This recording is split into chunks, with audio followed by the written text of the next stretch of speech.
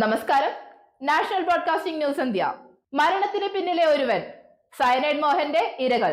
Cyanide Mohanan എന്നറിയപ്പെട്ടിരുന്ന മോഹൻകുമാർ വിവേകാനന്ദ് വിവാഹം അന്വേഷിക്കുന്ന സ്ത്രീകളെ വേട്ടയാടിയിരുന്ന ഒരു പരമ്പര കൊലയാളിയാണ്. ദക്ഷിണ കന്നഡയിലെ പ്രൈമറി സ്കൂൾ ഫിസിക്കൽ എഡ്യൂക്കേഷൻ അധ്യാപകനായിരുന്നു ഇയാൾ. 2003 മുതൽ 2009 വരെ കർണാടകയിലെ 20 സ്ത്രീകളെ കൊലപ്പെടുത്തിയതിന് മംഗലാപുരം ഫാസ്റ്റ് ട്രാക്ക് കോടതി ഇത് കണ്ടെത്തി ഇദ്ദേഹത്തെ ശിക്ഷിച്ചിരുന്നു. സ്ത്രീധനം നൽകാൻ കഴിയാത്തതോ അനുയോജ്യരായ ഭർത്താക്കന്മാരെ കണ്ടെത്താൻ കഴിയാത്തതോ ആയ 22 മുതൽ 35 വയസ്സ് പ്രായമുള്ള സ്ത്രീകളായിരുന്നു ഇയാളുടെ പ്രധാന ഇരകൾ. വിവാഹം കഴിക്കാമെന്ന് വാഗ്ദാനം നൽകി യുവതികളെ വശീകരിച്ച് ലൈംഗിക ബന്ധത്തിൽ ഏർപ്പെടുകയും ഗർഭനിരോധന മാർഗമായി സയനൈഡ് നൽകി കൊല്ലുകയുമായിരുന്നു ഇയാളുടെ പ്രവർത്തന രീതി. 2009 കർണാടകയിലെ ബണ്ട്വാളിൽ നിന്ന് കാണാതായ അനിത എന്ന യുവതിയുടെ തിരോധാനത്തിന്റെ കേസ് അന്വേഷണമാണ് ഈ കഥയുടെ ചുരുളഴിച്ചത്.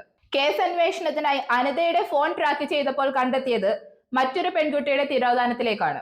ഇവിടെ നിന്നുമുള്ള അന്വേഷണമാണ് പുത്തൂർ പോലീസ് അസിസ്റ്റന്റ് സൂപ്രണ്ട് ചന്ദ്രഗുപ്തയുടെ നേതൃത്വത്തിലുള്ള പോലീസ് സംഘത്തെ ദേലരക്കട്ടയുള്ള മോഹൻകുമാറിന്റെ വസതിയിൽ എത്തിച്ചത്. ഇവിടെ നിന്നും 8 സയനൈഡ് ഗുളികകളും 4 മൊബൈൽ ഫോണുകളും അനിതയുടേതെന്ന് കരുതുന്ന ആഭരണങ്ങളും പോലീസ് കണ്ടെത്തി. 2009 അറസ്റ്റിലായതിനെ തുടർന്ന് 2 വർഷം വിചാരണയ്ക്ക് വിധേയനായ ശേഷം 2013 അനിത കൊലക്കേസിൽ കുറ്റക്കാരനാണെന്ന് കണ്ടെത്തി കോടതി വധശിക്ഷയ്ക്ക് വിധിച്ചു. പട്ടികജാതിക്കാരനായ മൈലപ്പ മൊഗേരയുടെ മകനായി ജനിച്ച മോഹൻ ഒരു താഴ്ന്ന വരുമാനമുള്ള കുടുംബത്തിലാണ് ജനിച്ചത്. സ്കൂൾ കാലം മുതൽ കായിക താരമായിരുന്ന മോഹൻ BA ബിരുദം പൂർത്തിയാക്കി 1984 ഷിരാടി പ്രൈമറി സ്കൂളിൽ താൽക്കാലിക അധ്യാപകനായി ജോലി ചെയ്തു. 1987 മേരി എന്ന സ്ത്രീയെ വിവാഹം ചെയ്തയാൾ മതപരിവർത്തനം ആവശ്യപ്പെട്ടപ്പോൾ അത് നിരസിച്ചു. ഇതിനിടയിൽ വേദവതി എന്ന സ്ത്രീയും അമീന എന്ന സ്ത്രീയുമായി ഇയാൾക്ക് ബന്ധമുണ്ടായിരുന്നു. 1991 ജോലി സ്ഥിരീകരിച്ചപ്പോൾ മേരിയെ വിവാഹമോചനം ചെയ്ത് മഞ്ജുള എന്ന സ്ത്രീയെ വിവാഹം ചെയ്തു. ഇതിൽ 2 കുട്ടികളുണ്ട്. പിന്നീട് ശ്രീദേവി എന്ന സ്ത്രീയെ വിവാഹം ചെയ്തതിലും 2 കുട്ടികളുണ്ട്. 2 തവണ ജോലിയിൽ നിന്ന് സസ്പെൻഡ് ചെയ്യപ്പെട്ടു. ഒരിക്കൽ ഒരു സ്ത്രീയെ കൊല്ലാൻ ശ്രമിച്ചതിനും മോഹനെതിരെ പോലീസ് കേസെടുത്തിരുന്നു. 16നും 25നും ഇടയിൽ പ്രായമായ സ്ത്രീകളെ കാണാതാകുമ്പോൾ അവർ കാമുകനുമായി ഒളിച്ചോടി കല്യാണം കഴിച്ചതായിരിക്കും എന്ന് കരുതി അവഗണിച്ചിരുന്ന പോലീസ് അനിതയുടെ തിരോധാനത്തിൽ ബന്ധുക്കളുടെ സമ്മർദ്ദം മൂലം കേസെടുക്കുകയായിരുന്നു. 2009 ഒക്ടോബറിൽ അന്ന് പോലീസ് ഇൻസ്പെക്ടറായിരുന്ന ഗൌഡ അനിതയുടെ ഡീറ്റെയിൽഡ് കോൾ റെക്കോർഡ് എടുത്തപ്പോൾ അതിൽ അനിത മണിക്കൂറുകളോളം സംസാരിച്ചിരുന്ന ഒരു നമ്പർ കണ്ടെത്തി. അത് കൊണ്ടെത്തിച്ചത് 2009 മെയ് മുതൽ കാണാതായ മടിക്കേരി സ്വദേശിനി കാവേരിയുടേതായിരുന്നു. പിന്നീട് കാവേരിയുടെ കോൾ ഡീറ്റെയിൽ റിപ്പോർട്ട് എടുക്കുന്നത് കൊണ്ടെത്തിച്ചത് പുത്തൂരിൽ നിന്ന് കാണാതായ വിനുതയിലേക്കും അവിടെ നിന്ന് പോലീസിന്റെ അന്വേഷണം ചെന്നെത്തിയത് ബാംഗ്ലൂരിൽ നിന്ന് കാണാതായ പുഷ്പയിലേക്കും. പോലീസ് ഈ വിവരങ്ങളെല്ലാം ബന്ധിപ്പിക്കാൻ ശ്രമിച്ചപ്പോൾ കോളുകളെല്ലാം ചെന്നെത്തിയത് കേരള കർണാടക അതിർത്തിയിൽ നിന്ന് 9 കിലോമീറ്റർ മാറി സ്ഥിതി ചെയ്യുന്ന ദേർലക്കട്ടയിലെ മോഹന്റെ വീട്ടിലാണ്. മോഹനെ രഹസ്യമായി നിരീക്ഷിച്ചു വന്ന പോലീസിന് അറിയാൻ കഴിഞ്ഞത് ഇതേ ഫോൺ ഉപയോഗിച്ച് സുമിത്ര എന്ന 45 വയസ്സുള്ള സ്ത്രീയുമായി അയാൾ ബന്ധം സ്ഥാപിച്ചിരുന്നു എന്നാണ്. ഇവർ വിധവയും 20 വയസ്സുള്ള മകന്റെ അമ്മയുമായിരുന്നു. സുധാകർ എന്ന പേരിലായിരുന്നു സുമിത്രയ്ക്ക് മോഹനെ പരിചയം. സുമിത്രയെ ഉപയോഗിച്ച് മോഹനെ പോലീസിന് പിടികൂടാൻ സാധിച്ചു. ദിവസങ്ങളോളം നീണ്ടുനിന്ന ചോദ്യം ചെയ്യലിൽ അയാൾ കുറ്റം സമ്മതിച്ചു. സ്ത്രീകളെ കൊല്ലാൻ സയനൈഡ് ഉപയോഗിച്ചതായും ചില പ്രത്യേക സ്ഥലങ്ങളിൽ കൊന്ന സ്ത്രീകളുടെ പേരുവിവരങ്ങളും അയാൾ വ്യക്തമാക്കി. ലോക്കൽ പോലീസുമായി അന്വേഷിച്ചപ്പോൾ ചില പ്രത്യേക ദിവസങ്ങളിൽ ബസ് സ്റ്റാൻഡുകളിലെ ടോയ്ലറ്റുകളിൽ നിന്ന് സ്ത്രീകളുടെ മൃതദേഹങ്ങൾ കിട്ടിയതായും സ്ഥിരീകരിച്ചു. നിർഭാഗ്യവശാൽ ആ മരണങ്ങളെല്ലാം അസ്വാഭാവിക മരണങ്ങളായി സ്ഥിരീകരിച്ചു.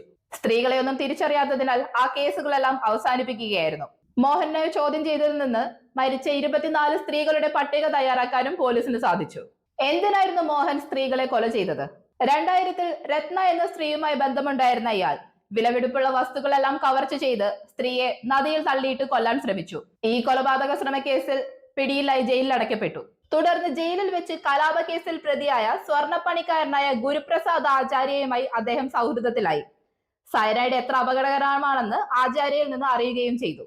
കൊലപാതക ശ്രമത്തിൽ നിന്ന് കുറ്റവിമുക്തനായി ജയിൽ മോചിതനായ മോഹൻ സസ്പെൻഷൻ റദ്ദാക്കി ജോലിയിൽ തുടരുമ്പോൾ 2003 ഗംഗമ്മ എന്ന സ്ത്രീയുമായി ബന്ധത്തിലായി.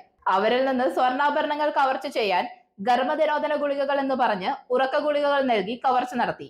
3 മാസത്തിന് ശേഷം പോലീസ് മധ്യസ്ഥതയിൽ 15 ദിവസത്തിനകം സ്വർണ്ണാഭരണങ്ങൾ തിരിച്ചു കൊടുത്തതിനാൽ കേസ് ഒഴിവായി. ആചാര്യയുടെ പക്കൽ നിന്ന് ലഭിച്ച വിവരങ്ങൾ വെച്ച് 2004 ജ്വല്ലറിയിൽ നിന്ന് ഒരു പന്ത് സയനൈഡ് വാങ്ങി വായു കടക്കാത്ത പാത്രങ്ങളിൽ സൂക്ഷിച്ചു. മുഹമ്മദ് 2004 എന്ന ജ്വല്ലറിയിൽ നിന്നാണ് മോഹൻ സയനൈഡ് സംഘടിപ്പിച്ചത്. ബംഗളൂരിൽ നിന്നുള്ള വിനുതയെയാണ് ആദ്യമായി സയനൈഡ് ഉപയോഗിച്ച് കൊലപ്പെടുത്തിയത്. ആ സമയത്ത് സ്ത്രീയുടെ ഐഡന്റിറ്റി സ്ഥാപിക്കപ്പെടാത്തതിനാൽ കേസ് അവസാനിപ്പിച്ചു. അന്നു മുതൽ അയാൾ ഒരു കൊലപാതക പരമ്പര തന്നെ നടത്തി. ഏകദേശം 32ഓളം സ്ത്രീകളെ ഇയാൾ കൊല ചെയ്തിട്ടുണ്ട്. ഒരു മാസത്തിനുള്ളിൽ 2-3 സ്ത്രീകളെ വരെ ഇയാൾ വകവരുത്തി. ഇരകളുടെ പേരും അവർക്ക് താൻ പരിചയപ്പെടുത്തിയ പേരും ഒരു ഡയറിയിൽ ഇയാൾ സൂക്ഷിച്ചിരുന്നു. പോലീസിന്റെ കേസ് സ്റ്റഡി റിപ്പോർട്ടുകൾ പറയുന്നത് പല കേസുകളും ഇനിയും പുറത്തു വന്നിട്ടില്ല എന്നാണ്. ഇതുവരെ 20 കേസിൽ ഇയാൾ ശിക്ഷിക്കപ്പെട്ടിട്ടുണ്ട്. 5 കേസുകളിൽ വധശിക്ഷയും മറ്റു കേസുകളിൽ ജീവപര്യന്തവും അനുഭവിച്ചുകൊണ്ടിരിക്കുന്നു. ബെലഗാവിയിലെ ഹിൻഡാൽഗ സെൻട്രൽ ജയിലിലാണ് ഇപ്പോൾ മോഹൻ കഴിയുന്നത്. സ്ത്രീകളെ കൊല്ലാൻ സയനൈഡ് ഉപയോഗിച്ച കേസുകൾ ഇന്ത്യയിലെ അപൂർവമായ ഒരു കേസാണിത്. Signing off, National Broadcasting News India.